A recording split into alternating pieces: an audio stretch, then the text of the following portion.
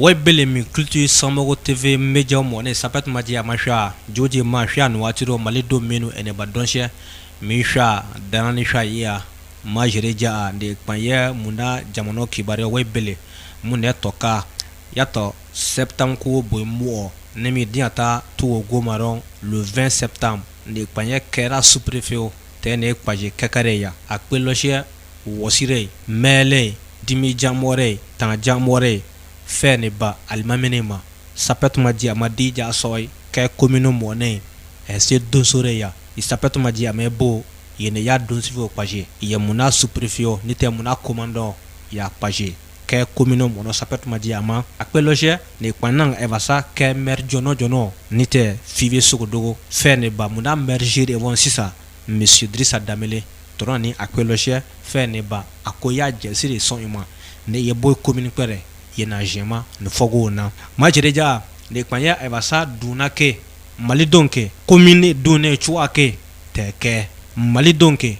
duna arrondissement ne dune chuake teke arrondissement nya sapet maji amatu oshe ne kwanya evasa ke commandant evasa dunake ajona jono to kwamfo etan ni achoro ni te awa traoré toro kwamfo e ke arrondissement a commandant jono 2024 don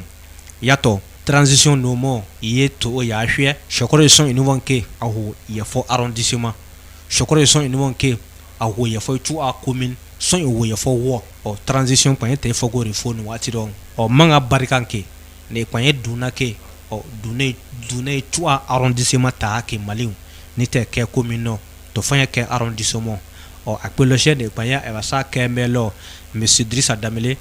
bo hwati dune ya afanye bo fana shwayo simfana ati ke commune wo sapet maji ama ati mali dune sapet maji ama ni kungo se dune ya to mimina nuke ni dumere dan ya ja na son foya dune chua arrondissement wonke ni teke arrondissement mi dia sa mi waji sa manga laine sabati manga gachere fo to domo kwa de kwanye civil domo dosore ni te duna dosore ye ki fo woya duna dosore ye tonson ni te fédération to tono te mali dosore sapet maji ama farai sisia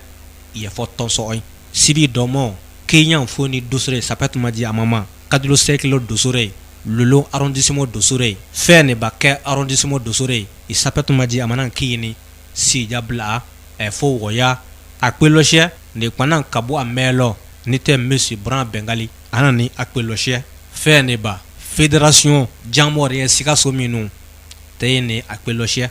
kiyo kunan kan e se dunake e ne bama hore yuke dosore to e shiro sheke wala kano te sabati ta de nu ama wobe dosre ni fogoa dunake akanga ne kwaye muna jamano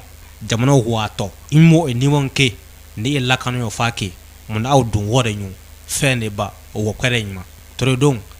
fédération jamore sika so minu o ni te fanye bureau national bamako